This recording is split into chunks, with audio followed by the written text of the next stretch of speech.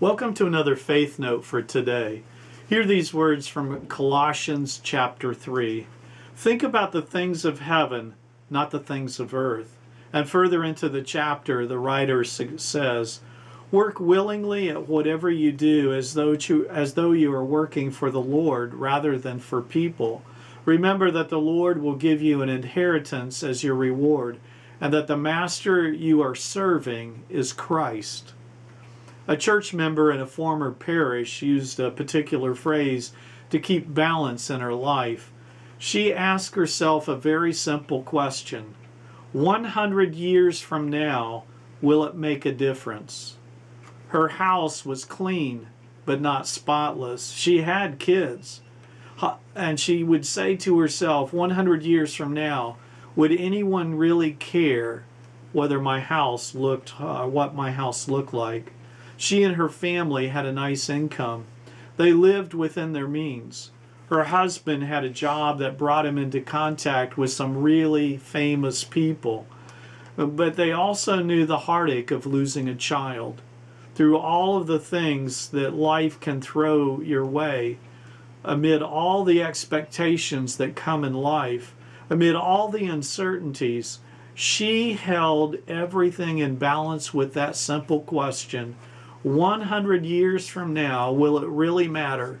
Will it really make a difference? There are plenty of things to worry over amid the uncertain times that we live in.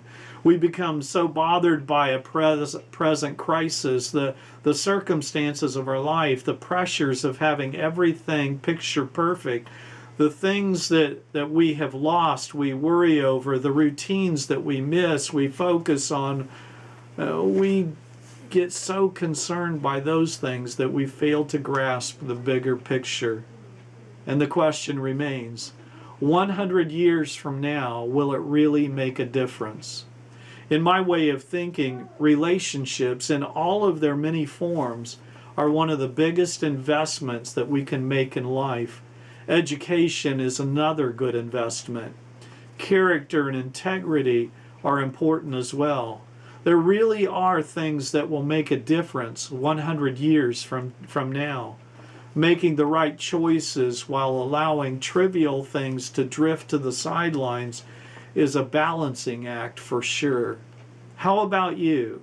How do you decide what's most important? Are you consumed by the trivial things in life? How do you decide what's most important? Are you able to keep things first? What do you value above all else? Each one of us must answer these questions for ourselves, and our answers are reflected in the choices that we make each day. Thank you for watching another Faith Note for today. I offer you these words of advice in closing. They come from the Gospel of Mark. What does it profit anyone to gain the whole world and forfeit your soul? What can anyone give in return for their soul?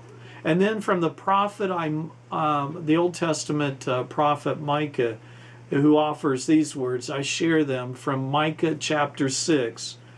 The Lord has told you what is good and what the Lord requires of you.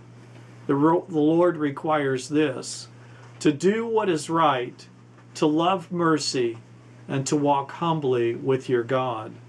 Amid all the things that you're doing, 100 years from now, will it really matter? What do you want people to remember? What do you want people to say about you 100 years from now?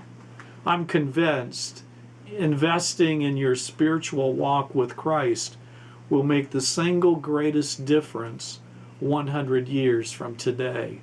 Amen.